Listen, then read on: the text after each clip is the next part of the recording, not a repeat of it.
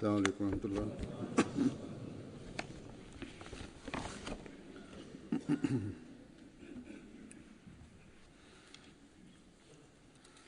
أشهد أن لا إله إلا الله وحده لا شريك له وأشهد أن محمدا عبده ورسوله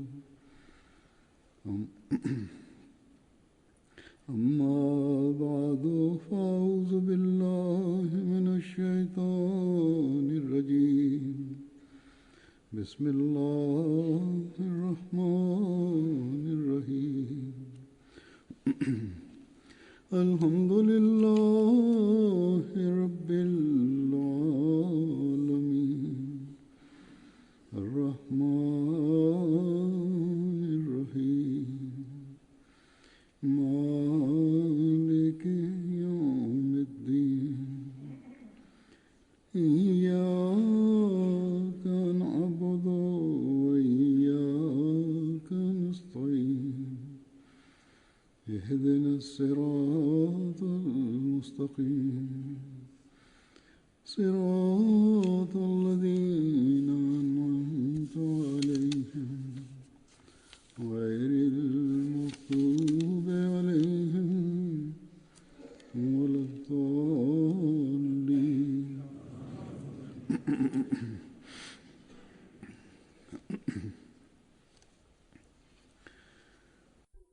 Bismillahirrahmanirrahim. Huzur kaže u časnom Kur'anu o obavljanju namaza. Allah dželle šanehu nas je podsjetio na nekoliko mjesta. Na nekim mjestima naredba je da zaštitimo namaz, a nekada govori se o redovnosti, da budemo redovni u obavljanju namaza, a ponekad u pogledu tačnosti da namaz obavljamo na vrijeme i Allah je specificirao vrijeme za namaz, da taj i taj namaz treba da bude obavljen u to i to vrijeme. I od vjernika se traži da slijedi ova pravila i upute.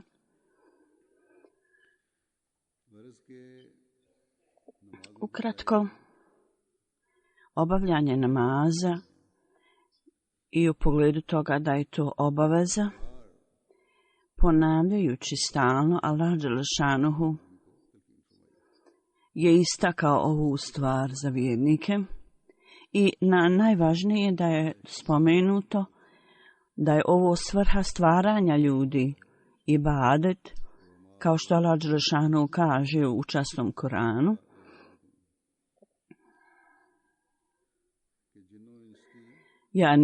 U prijevodu ovaj ajet kaže, ja nisam stvorio džine i ljude, nego da mene obožavaju, Allah kaže. Međutim, čovjek općenito ne ispunjava ovu svrhu svog stvaranja i negira to i odaljava se. Obično se sam na jednom mjestu kaže, Allah dželle šanehu je postavio ovaj čvrsti cilj vašeg stvaranja da obožavate Allaha. Međutim, ljudi koji napuštaju ovaj prirodni zahtjev života, to uzimaju kao životinje, samo da jedu i spavaju, i to postaje cilj njihovo svrha njihovog života, a to je zapravo udaljava od Allahovog blagoslova. I nema nikakve garancije i sigurnosti za njih od Allaha dželle šanehu. Dakle, potreba je za ibadetom, treba da činimo ibadet. Za osobu koja tvrdi da vjeruje u islam, on treba da udovolji tome da se toga drži svim svojim naporima i svom koncentracijom. Treba da ispunimo ovu obavezu i zahtjev, tako da postanemo primaoci blagoslova Allahovih i da upijemo i dobijemo ove blagoslove i blagodati od Allaha. Kako da ispunimo ovu svrhu ibadeta, zahtjev ibadeta, zato je Allah dželle šanehu utvrdio u islamu obavljanje 5 dnevnih namaza. U jednom hadisu je preneseno, rečeno je da stvarna suština ibadeta je namaz. Obavljanjem namaza možemo ispuniti stvarnu svrhu ibadeta. Naša je dobra sreća da smo povjerovali u imama ovog doba,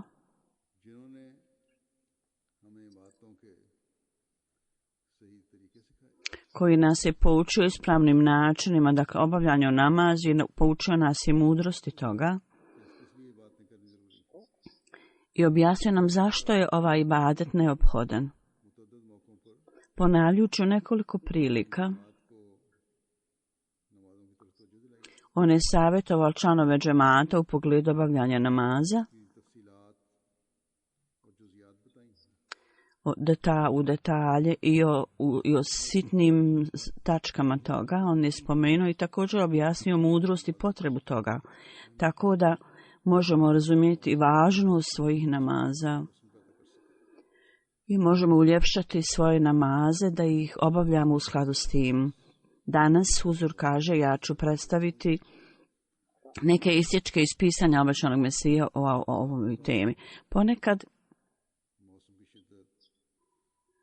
jačina vremena, odnosno i zbog kratke noći, pogotovo ujutru sabah fadžr namaz, ljudi posrnu i propuste. Općenito podne i kindi, odnosno zuhur i jasr namaz, ljudi ponekad povežu i klanjaju zajedno, ili ponekad, ja sam vidio da oni to ne obavljaju kako treba zbog pritiska posla koji obavljaju, koji rade. Dakle, bilo da je to zbog vremena lošeg ili bilo zbog toga što ne mogu da to obavljaju zato što spavaju ili lijeni su toliko noći ili zbog posla. Ponekad ljudi propuštaju namaz i ima nekad nekih ljudi koji sastave 3 namaza. Sada u ovo vrijeme u ovim zemljama vrijeme se naglo ide natrag ovim danima i izgleda kao da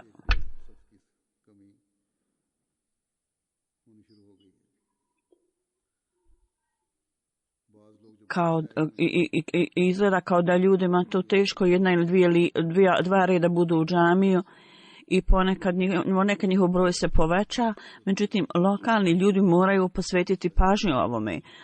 Oni koji žive blizu džamije i koji žive u toj zajednici treba da idu u džamiju ili u centar za namaz redovito, pogotovo radi sabah namaza, fadžr namaza. I ne samo ovdje, zapravo u svakoj zemlji svijeta treba da uložite posebne napore za ovu svrhu. Da često posjećujete džamiju i da tamo klanjate namaz. Pogotovo vršioci dužnosti i radnici džemata, vakfina koji su posvetili život namazu, morate pogotovo posvetiti pažnju ovome da prisustvo u namazu bude popravljeno, da bude puno više ljudi na namaz da dolazi u džamiju. Klanjanje namaza i u skladu sa disciplinom i klanjanje namaza kako treba, obećan Mesija o tome na jednom mjestu kaže, na jednom skupu da je rekao zapravo da namaz, da ga trebamo obavljati uredovno. Ponekad ljudi klanjaju samo jedan namaz. Treba ti ljudi da zapamte da namaz nikada nije oprošteno za namaz. Čak i poslanicima to nije oprošteno. U jednom hadisu jedna nova zajednica su došli časnom poslaniku i tražili su oprost za namaz. Rekli su, mi smo jako zauzeti, može nam da biti, pitali su mogu li mi dati taj dopust. Časni poslanik je rekao, ni jednog, ako nema postupka u religiji, ta religija ništa ne vrijedi. Onda zapamtite zato ovu stvar vrlo jasno.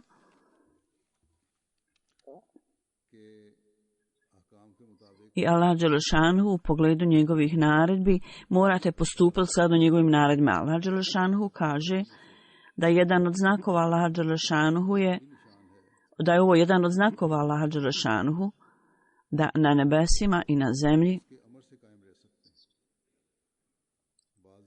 oni mogu biti održavani su, Allah ih održava. Neki ljudi zbog njihove prirode ili temperamenta i nisu u pravu. Oni kažu da religija prirode je vrijedna da se slijedi.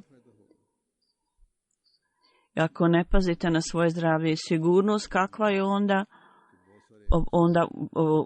svrha i smisao pobožnosti. I kažu ljudi ima neki određeni pravila koje treba slijediti. Ako se ta pravila odnose na zdravlje, onda treba da slijedite takve određene stvari. Ako ne slijedite te pravila i te stvari, nećete biti zdravi. Kako onda pobožnost može biti održana i koja je korist od toga? Obećan Mesija kaže treba da bude vrlo jasno da je ovo jedan od znakova Allahu dželešanu, da ponekad lijek ne djeluje i beskoristan je. I sve predmjere za zdravlje su beskorisne. Niti lijek vrijedi, niti ikakav doktor može ponuditi neku pomoć. A međutim, ako postoji Allahova naredba da bilo što je neispravno može biti ispravno. Znači, Allahov blagoslov je stvarna stvar. Pogrešna je stvar da ako imamo zdravlje, sve je tu i da te stvari treba uzimati, onda za zdravlje nije potrebno i da ako ljudi misle ako uzmem taj lijek ja ću biti izliječen. Sve ove stvari, ako samo postupate u skladu s naredbama Allahovim, onda će biti od koristi, ako ne, sve će to biti beskorisno. Znači, ako budete slijedili Allahove naredbe, onda će sve biti ispravno. Mi se moramo pokoriti Allahu i obožavati ga i osnovati odnos s njim. Zbog toga, obožavanje,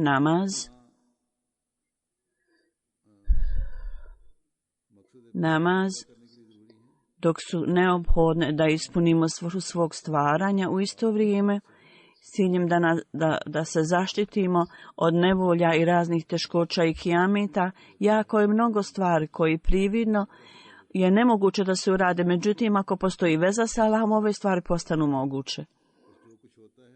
Zbog toga što god se dogodi, to je sa odobrenjem i naredbom Allahovom. Zbog toga s ciljem da skupite Allahove blagoslove treba da učinite sve što možete.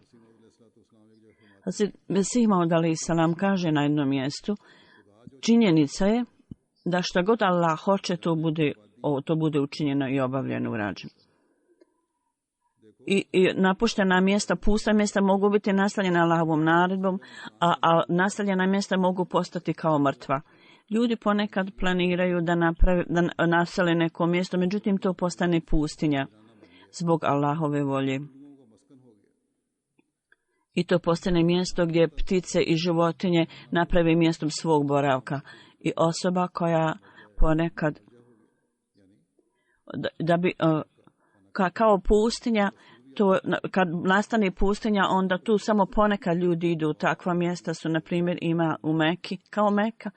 Ljudi koji idu tamo i ne ovise samo o lijecima, lijekovima, na primjer, to je glupavo. Treba da steknete novi život i da uvećate svoj istikvar i da ovisite o Allahu, to je najvažnije vaše oslanjanje.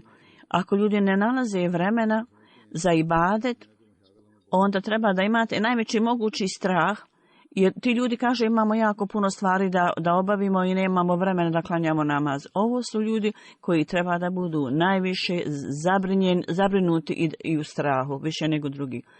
O namazu, druge obaveze postanu beznačajne u poređenju s namazom ako to ispustite. Magrib, iša, akšam i jaciju ponekad je dobro da ih sastavimo. Ja također znam da ako tražite odobrenje od službenika da obavite namaz, oni obično daju vam odobrenje bez gdje je osoba zaposlena.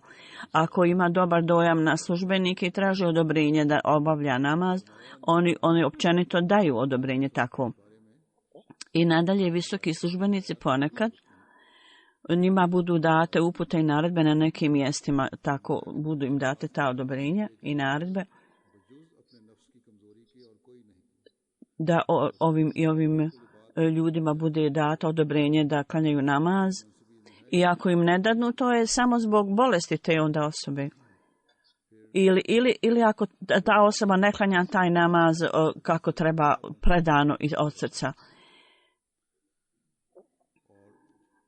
I onako kako Allah to očekuje od nas. U pogledu toga na vafl, znači dobrovoljni namaz, obično se skreće pažnju na to i kaže sve što dobivam u ovom životu, sve to potrošimo u svjetovno vrijeme, a šta smo pripremili za budući život, to treba da se pitamo. Svakog daha i svakog momenta života, ako to potrošimo samo za ispunjavanje svjetovnih zahtjeva i poslova, onda ništa nismo ostavili za buduće. Pogotovo ustanite na tahadžud namaz, noći namaz i učinite veliki napor i s ljubavlju obavljajte namaz. Na drugom mjestu, zbog posla postane teško ljudima, Allah dželešanhu je opskrbljivač, namaz se mora obavljati u određeno vrijeme. Podne i jasr namaz ponekad se mogu sastaviti. Allah dželešanhu zna da su ljudi slabi i ova slabost je tu i zato je ovu mogućnost Allah dao. Međutim, ovo se ne proteže dotle da sastavite 3 namaza. Dok ljudi dobiju neku kaznu, dok ne udovoljavaju, ne drže određenih naredbi i službenicima nekad budu date neke kazne. Međutim, ako neka prolazi kroz teškoće radi Allaha, kako će biti dobro da ljudi dobiju kaznu zbog svjetskih poslova i pati zbog toga. Ako osoba zato zbog obavljanja namaza prođe kroz određene teškoće, ima određene teškoće, to je jednostavno nešto dobro i pozitivno za njih. Treba uvijek da zapamtite, sada noći postaju sve kraće, ove kratke noći ne treba da nas zaustavi od obavljanja namaza, da ne obavljamo namaza i da ne obavljamo dužnosti prema drugim ljudima, isto tako, također i od svjetskih zauzeća i poslova. Niti svjetovni poslovi smiju stati na naš put da obavljamo namaz. Uvijek treba da u detalje posmatramo sebe.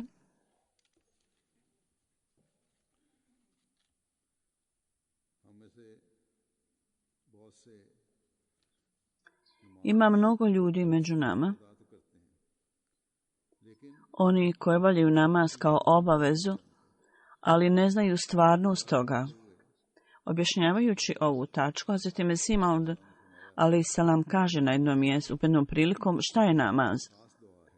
Ovo je moment posebnog ibadeta, međutim, ljudi to smatraju kao taksa koju kraljevi nametnu, koja je obaveza kao kazna im. Oni su te kao ovi neuki ljudi, glupavi ljudi ne znaju kakva je potreba onda za ljude da Boga da stavlja teškoće na ljude.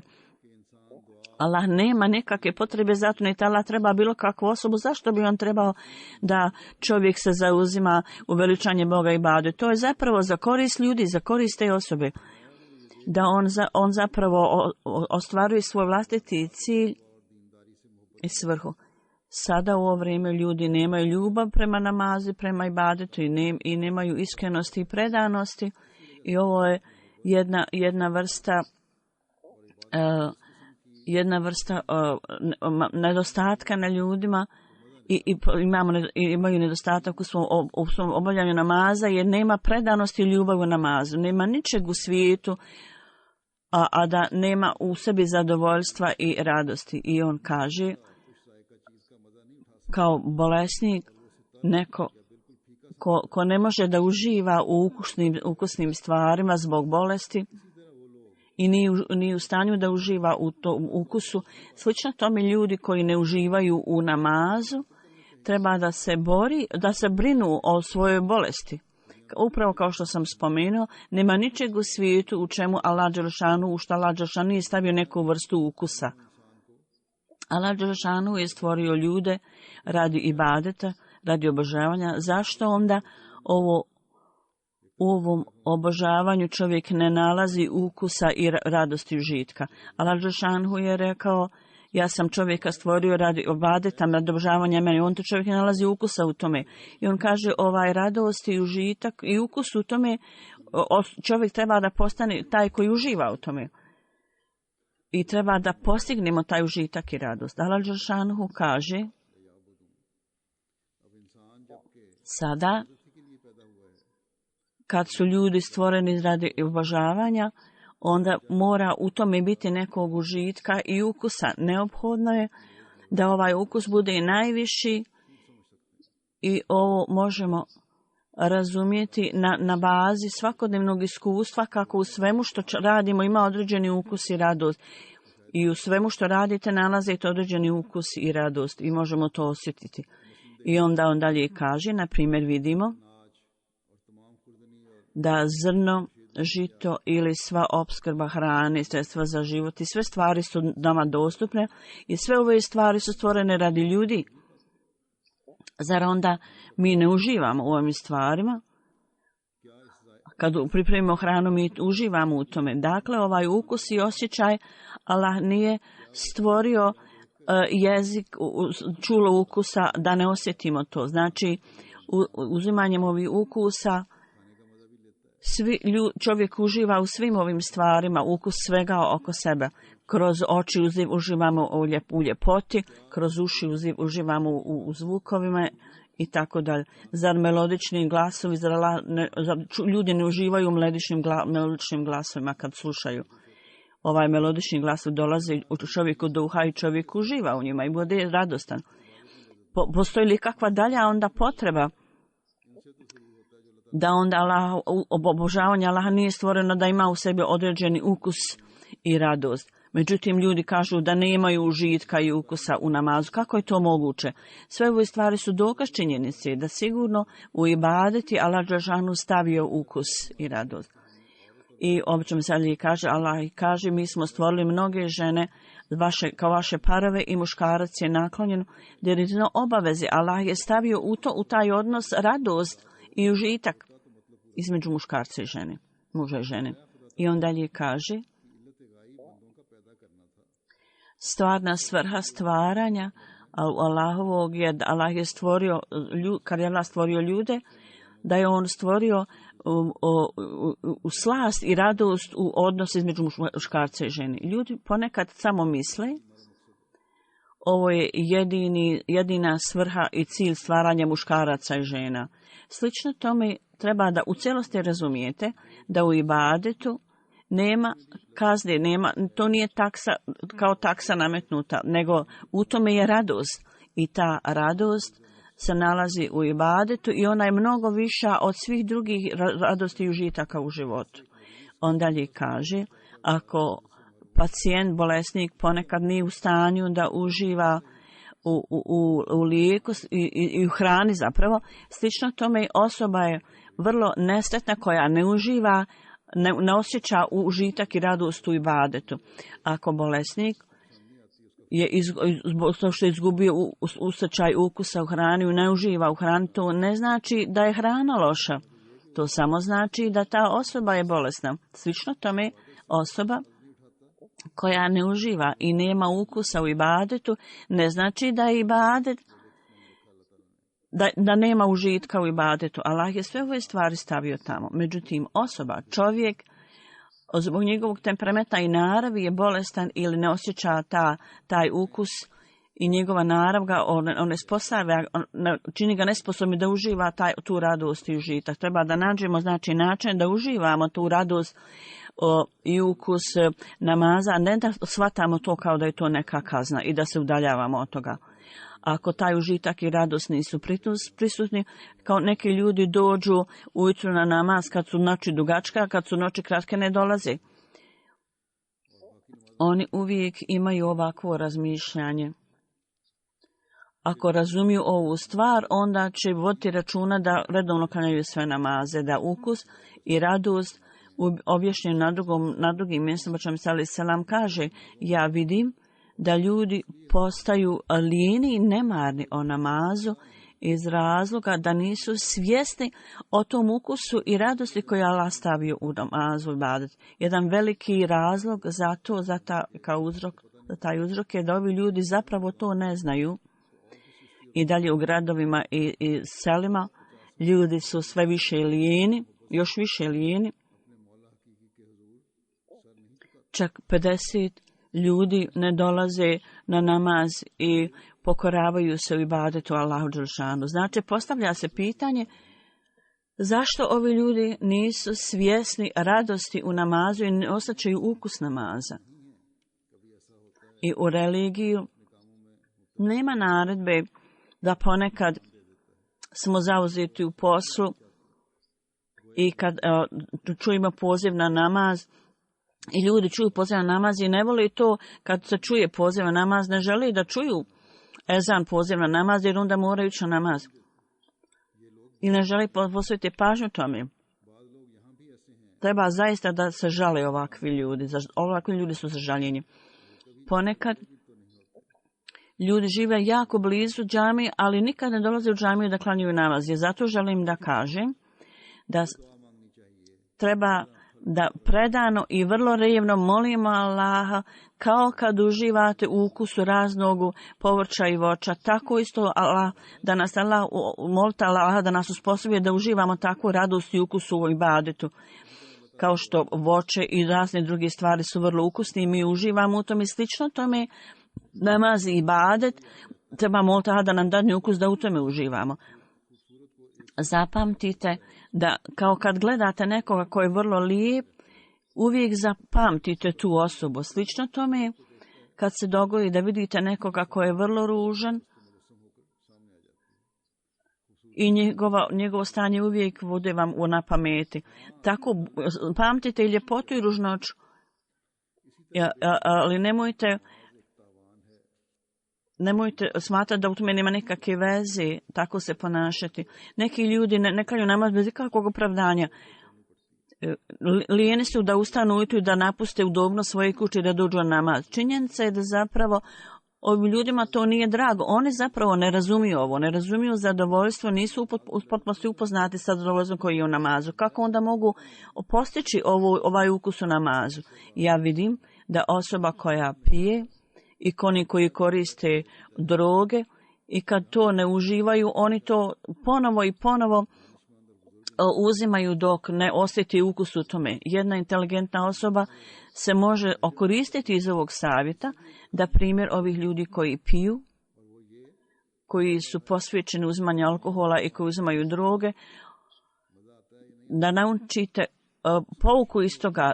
Zato i tako vi trebate stalno obavljati namaz dok ne steknete užitak u tome i molite Allaha i redovno obavljajte namaz i molite Allaha do onog momenta dok ne počnete uživati u radosti i blagoslovu namaza. Kao osoba koja pije, on ima element užitka na umu i zato nastavlja da pije dok to ne stekne. Slično tome, cilj ibadeta treba da steknemo taj užitak i onda sa predanošću i užitkom i radošću treba da izvučemo pouku kao i slučaj onoga koji pije uzima alkohol dok ne stekne užitak.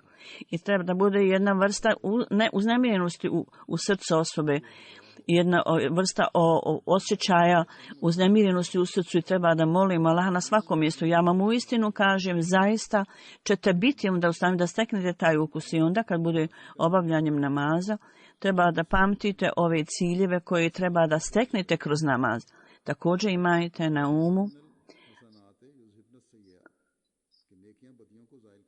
da u prevodu da dobre stvari odagnaju sve loše stvari. Dakle, ova dobra djela i brišu loša djela. Ova dobra djela i ovaj ukus uvijek imajte ovo na umu i molite Allaha, obavljajte namaz.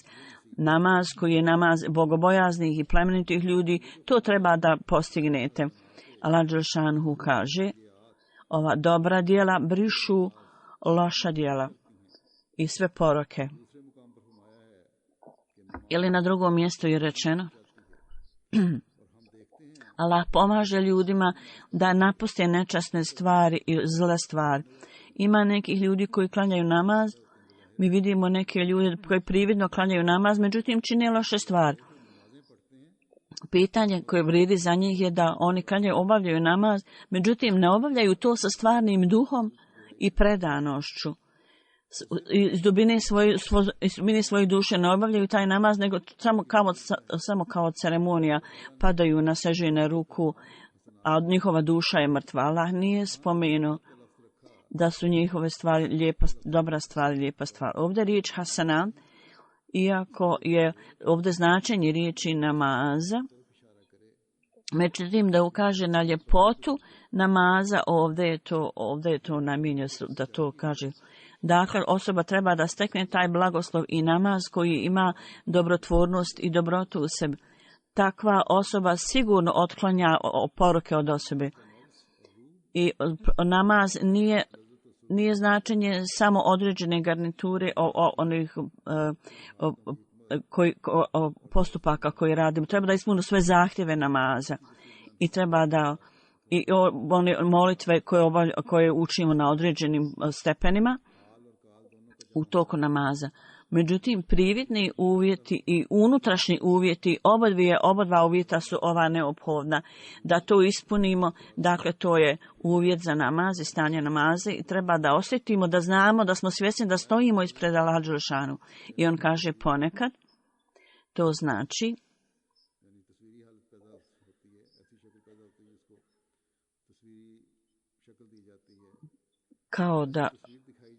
kao da vidi neka slika, kao što je nešto predstavljeno i gledajući to čovjek može da iznađe i da vidi da šta je svrha toga, šta je htio da kaže taj koji je to napravio. Ovo je dakle slika takva je slika uvjeta namaza, šta Allah dželešanu zapravo želi kroz to. Ovdje je znači prisutan uvijek svugdje svrha i cilj. Kao što koristimo svoj jezik i tako jezikom izgovaramo određene ibadete, također činimo određene postupke rukama i određenim dijelovima tijela. S jezikom izgovaramo određene riječi ibadeta i dovi. Isto tako tijelo treba da ukazuje na istu priliku svojim fizičkim postupcima i pokretima. Kad čovjek veliča Allaha, to je na kijamu, kad čovjek stoji i na kijamu svako zna, kad stojimo izgovaramo nešto što odgovara tom stajanju i veličamo Allaha, to je kad stojimo namazu i to je prikladno ono što izgovaramo taj ibadete. Kao kad neku poemu izgovarate ili restojite, učite pred kraljem, onda stojite sa dostojanstvom. Također, tako je stajanje na kijamu, kao da stojimo pred Allahom i kaže treba da hvalimo Allaha i da veličamo. Svrha je toga da to čovjek čini istu stvar, kao što jezikom to izgovara, tako treba da svojim stajanjem, znači kao da učimo suru Al-Fatiha i drugu suru, treba da to dolazi iz srca. I onda ćemo se kaže da namaz je učinjen u takvoj situaciji kad osoba stoji i čvrsto stoji u svom stajalištu i nije primorana na namaz, nego svog srca hvali Allaha i veliča Allaha i stoji pred Allahom i čini njemu prikladni hvali. Kad kaže alhamdulillah, sva hvala pripada Allahu, samo onda osoba može to kazati istinski kad je uvjerena u činjenicu da sva vrsta veličanja je potpuno radi Allaha dželešanhu, a ne za bilo čega ili bilo šta drugo. I oni su sve drugo je predano Allahu. Dakle, kad su ove stvari utemeljene sa punim uvjerenjem, to je onda u našem položaju kad stojimo, da s takvim osjećajem stajimo, sa čvrstom uvjerenjem da sva hvala pripada Allahu i da onda učimo takvu dovu i da ne postoji niko koga hvalimo, koji je vrijedan hvali ko Allah. Dakle, ne samo da stojimo svezanim rukama, nego zapravo to je duhovno naš položaj je naše čvrsto utemelje u tom onda mi ćemo zaista stajati istinski pred Allahom kako treba da stojimo sa svim uvjetima koji su potrebni. Tako da osoba u takvom stanju, s takvim osjećajem razmišljanjem stoji u tom položaju stojanja. Kad onda na ruku padne kaže subhanallah razim, to je kad osoba kao da se pokoravate, kad se ljudi pokoraju pred nekim velikim kraljima, tako se pred Allahom mi naklanjamo njemu. I onda dok ponovo ustajemo, veličamo Allaha i pokazujemo svoju pokornost, onda idemo, kad vraćamo na ruku, kad idemo na ruku, mi priznajemo svoju pokornost Allahu. I izgovorimo subhanallah azim, Allah je najviši i skupa s tim uvjet je da se sagnete. I treća stvar, subhane rabijel ela, to je treća izjava tvrdnja na Allahu. I ovo je superlativ, najviši stepen, to jest da kažemo uvjet pokazivanja izvanrednosti i opis najvećeg položaja. Ovo po sebi zahtijeva da osoba sebe pokori, mora biti stanje pokornosti u tome. Kad osoba kaže Allah je najviši, najuzvišeniji, onda osoba u cijelosti svim svojim čulima treba da zaista padne na tle, kao da je ponizna i da se ponižava pred najuzvišenijim bićem i pokorava se Allahu. I u skladu s tim trenutno se traži takvo stanje osobe, kad kaže i veliča Allaha da je on najviši, osoba i pada na najniži položaj i skupa s tim on stavlja svoje čelo na tle. I njegovo stanje je fizičko i to je pokazivanje onoga što on zapravo govori jezikom. Dakle, ovdje su 3 položaja i slika je predstavljena pred čovjekom da znači imamo stajanje i jezik koji je dio tijela proglašava ono što smo spomenuli i druga i treća stvar je srce. Ako srce nije prisutno, zahtjeva se znači stanje i položaj srca tako kao da srce stoji pred Allahom. Treba da uzmemo u obzir kada stojimo da li zaista hvalimo Allaha ili ne. Da li je naša duša i naše srce također prisutni Allahu i da li hvali Allaha. Dakle, iz svog srca, Allah zna stanje svačijeg srca. Dakle, stanje srca i stanje srca Allah će znati da li se duša zaista pokorava i veliča Allaha. I kad kažemo Subhane Rabijal Azim, on ne samo spominje veličinu Allahu, ne, zapravo skupa s tim on se saginje pred Allahom na ruku i slično tome i stanje srca također se pokorava tome. I treći položaj je kad se osoba potpuno pokorava Allahu, to je najviša visina pokornosti, onda skupa s tim treba da vidimo da li naša duša stvarno se pokorava potpuno Allahovu veličanstvenost. Znači, srce treba da bude u položaju seđde i padanja na seždu. Ukoliko takvo stanje nije prisutno, onda čovjek ne treba da bude zadovoljan čak u namazu. Značenje kako možete da stvorite takvo stanje da u skladu s tim budemo redovni na namaz. Ovo je odgovor za to. I sve sumnje i dvojbe čovjeku padnu na razne dvojbe i sumnje, morate nastaviti da potpuno to odbacite i da imate potpunu predanost namazu. Na početku čovjek se bori i razne misli mu dolaze, jer šeitan stavlja sve ove stvari tu i čovjek na početku se bori na radnim stepenima. Međutim, odgovor je da neumorni napor i upornost i čvrstina moraju biti prisutni i morate nastaviti moliti Allaha.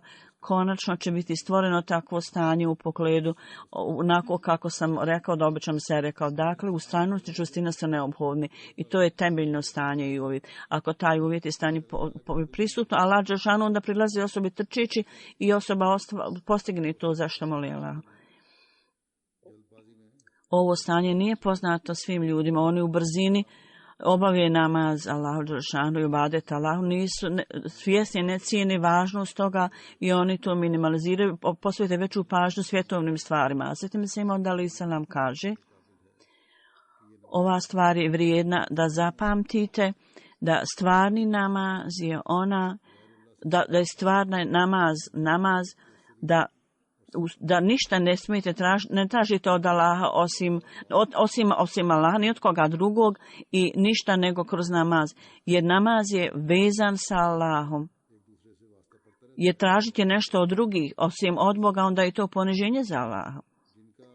Dakle, ljudi nekad traže jedno od drugog, međutim, stvari koje potpuno se oslonite na Allaha, ostavite sve stvari u stranu, napustite Allaha, tražite nešto od nekoga drugoga, i ovisiti o nekome drugome potpuno je pogrešno. On kaže,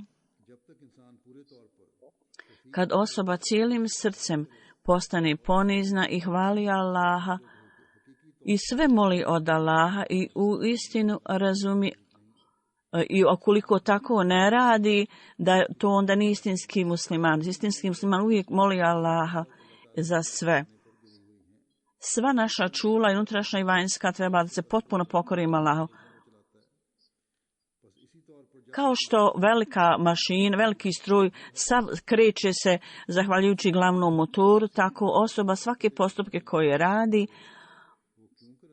A ako to ne učini počinjenim moćnoj mašini kao što je srce i duša, kako onda može reći da čini ibadet i da je pokorna Allahu? Kaže da ja sam posvetio svoju pažnju Allahu, kako onda može to reći? Kako on kaže svojim jezikom, onda čitavi postupci moraju biti u skladu s tim, samo onda će biti vjernik. Ako je osoba hanif, ako je naklonjen na dobru, i onda je on musliman, vjernik, on je hanif i on je obožavalac jednog Boga. Međutim, ako neko traži nešto od drugog osim Allaha i onda bude naklonjen pola prema Bogu, pola prema drugima osim Allahu, i on s ovim pružuje drugi stvari, ta osoba treba da zapamti da je on najnesretniji i on će biti lišen, zato što prividno, jer osoba koja nije spremna da se cijelim srcem pokori Allahu, on je zaista nesretna. Vrijeme dođe, on kaže, jedan razlog napuštanju ibadeta je kad se ljudi pokoravaju drugim stvarima osim Allahu, onda moć njegovog duha u srcu odvodi ga u drugu stranu. I onda on nastoji da bude naklonjen tome i od Allaha dželešanuhu Allah stvori tvrdoću u njegovom srcu, njegovo srce postane kao kamen. I ogranci, grane kao da su naklonjeni jednoj strani. Slično tome ako se osoba naklanja Bogu, ne naklanja Bogu, on postaje naklonjen ljudima i njegovo srce postaje onda vrlo tvrdo odnosno prema Allahu, kao grane drveta kad se okinu na jednu stranu ne mogu biti okinute na drugu. Slično tome je srce takve osobe koja se više naklanja ljudima, ne Bogu, okreće se dalje od Boga.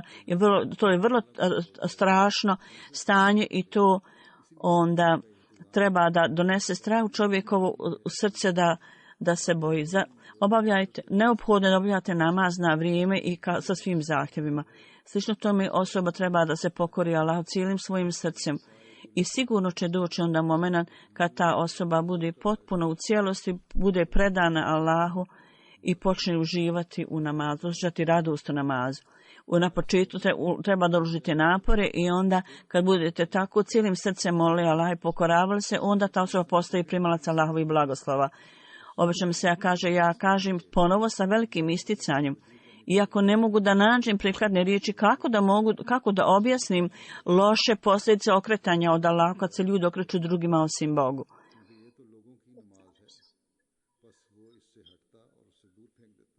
I onda u jednostavnim riječima ja želim da kažem, iako to nije baš tako, ali da vam jedan primjer kažem da u potpunosti nije to isto, ali ću samo u svrhu pouke reći kao osoba, to je kao osoba koja ima veliki osjećaj časti i ne može podnijeti da vidi svoju ženu da ima odnos sa nekim drugim. I onda ta osoba smatra da njegova žena je počinila takvu stvar da zavređuje da bude ubijena. Allah dželešanuhu također ne voli da se neko pokorava nekome drugom, a obožavanje pripada samo Allahu, nikome drugom, niko nije vrijedan obožavanja osim Allaha. Zapamtite ovu stvar i zapamtite da okretanje bilo kome drugom osim Allaha i mimo Allaha, činite šta god možete, međutim Allahova jedinstvenost je zapravo ime ibadeta i obožavanja.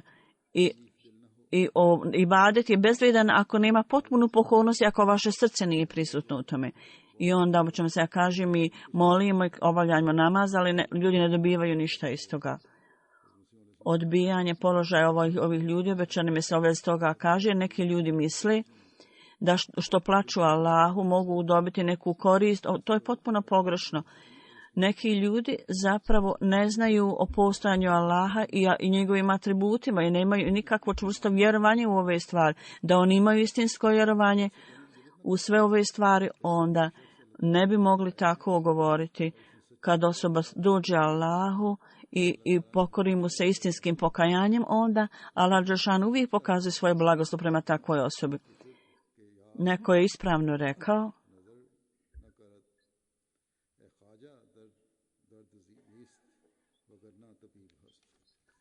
Jedna perzijska poema kaže: ko je taj zaljubljenik a da voljeni ne pogleda na njega?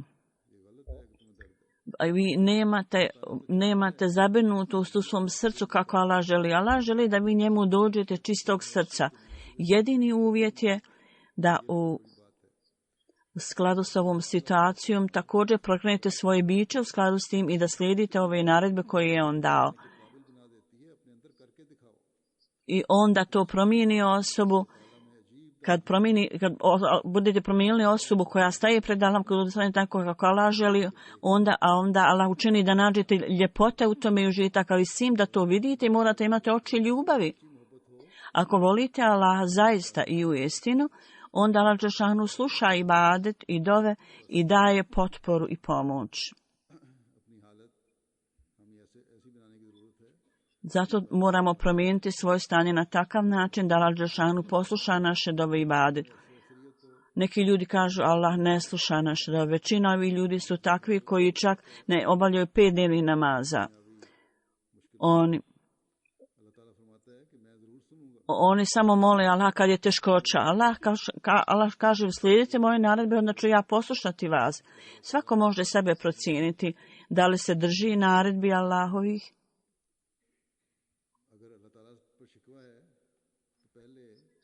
Ako neki ljudi iznose prigovor protiv Boga, onda treba da daju odgovor na ovo pitanje koliko je mnogo ljudi, mislim, on kaže, napisao na jednom mjestu zapravo, da je 700 Allahovih naredbi. Da li se drži svih tih 700 naredbi? Dakle, treba da napravite upoređenje u oba dva slučaja poredbu. Ovo je Allah blagoslov da uprkos svega toga on pokazuje svoju milost ljudima. On zanemari njihove slabosti i nakažnjava i ponekad on posluša neke njihove dove. Ima nekih ljudi koji nisu redovni u namazu, međutim nekada njihove dove budu primljene. Ovo je Allahova dobrotvornost i njegova naklonost. Međutim, Allah dželešanu čak i bez namaza u skladu s drugim njegovim atributima on omogućava ljudima. Dakle, nema nikakve potrebe za nikakav prigovor. Međutim, mi treba da slijedimo Allahove naredbe, da se držimo toga u skladu s tim. Obožavanje, ibadet i druge obaveze treba da činimo sve najbolje da to obavimo. Mesih Maud alejhi selam kaže, ukoliko osoba u cijelosti ne slijedi Allahovu jedinstvenost i ljubav prema islamu i veličanstvu ne može biti svoj njegovom srcu i on ne može osjećati udobnost radosti u namazu. Stvar je u tome da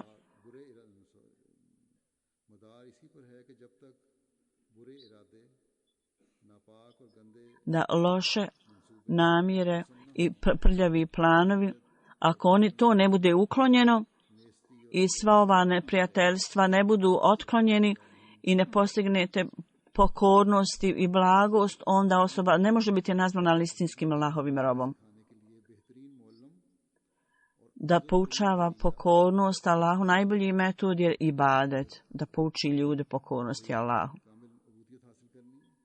Ako osoba hoće da postigne ovu stanje pokornosti Allahu, jedna stvar koja poučava učitelj za to je ibadet, odnosno namaz.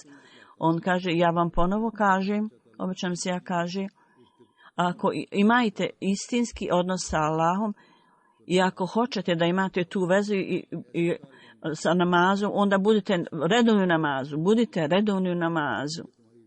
Da vaš jezik i vaše tijelo i vaša osjećaja i cijelo srce, sve ove stvari moraju biti predani u namazu, da nas Allah dželešanu osposobi da uvijek zaštitimo svoje namaze na takav način da naše duše, naš duh budu takvi da ispunimo dužnosti prema namazu.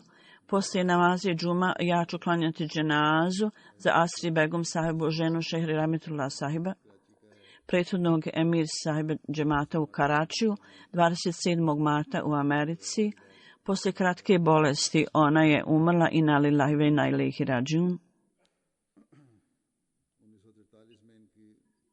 1943. ona se udala za šejh Rahmetullah sahiba. 1944. ona je primila Ahmedijatu Lahoru na ruci Hazreti Muslih Mauda drugog halife i cijeli život kroz hilafet. Ona je ispunila zavjet svog bajata i također svoje članove porodice držala je vezanim za hilafetom i imala veliko poštovanje prema hilafetu. Kad je počeo MTA, to je njena bila najveća zanimanje da gleda MTA. Bila je vrlo zahvalna i od ibadeta i redovna u obavljanju namaza i tahadžuda i u postu, učenju časnog Kur'ana. Redovno je učila časni Kur'an. Skupa sa svojim mužem imala je priliku da služi džemat i uvijek je služila skupa s mužem i bili su i ona i njen muž vrlo gostoprimljivi. Bila je u džematu u Karačiju, tamo je služila, imala jako mnogo obaveza ispunjavao namaz i njegovo gostoprimstvo je bila njena istaknuta odlika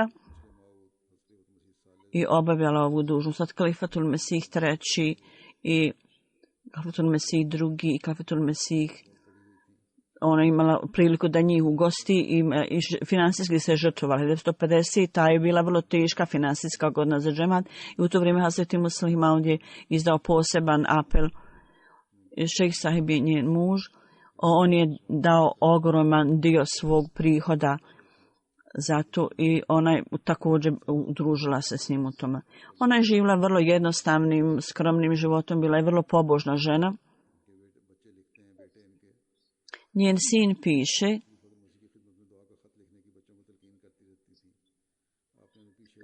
da je ona tražila od svojih djece da redovno pišu Kalifatul Mesihu za dove. Ostavila je sebe Petro čeri, 2 sina, čini mi se. Doktor Rahmetullah Sahib je njen sin, zamjeni predsjednika džemata u Americi i on je na dužnosti web stranice Ali Islam džemata. Također Rahmani Sahib, on ovdje živi. On je bio sekretar vasijata dugo vremena. Njegova žena Džemila Rahman, također sekretar za odnose finansijske, ja mislim, u džematu, ima također neke druge dužnosti. Faretullah Šejh, on u Faisalabad obavlja dužnost da Allah Đelešanuhu uzdigne položaj ove umrle duše i da osposobe njene potomke da budu predani instituciji halifata.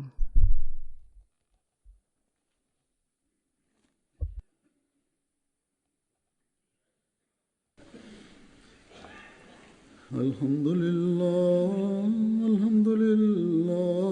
nahmaduhu wa nasta'inuhu wa nastaghfiruhu wa nu'minu bihi wa natawakkalu alayhi wa na'udhu billahi min shururi anfusina wa min sayyiati a'malina.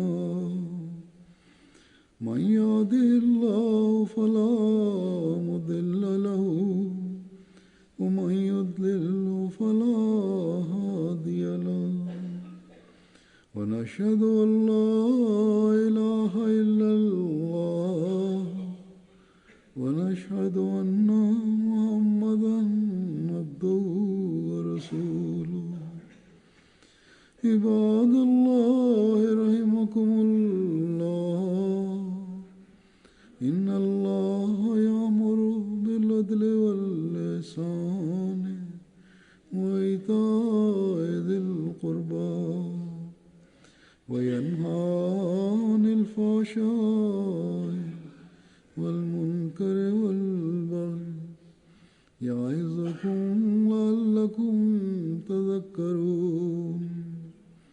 اذكروا الله يذكركم وادعوه يستجب لكم ولذكر الله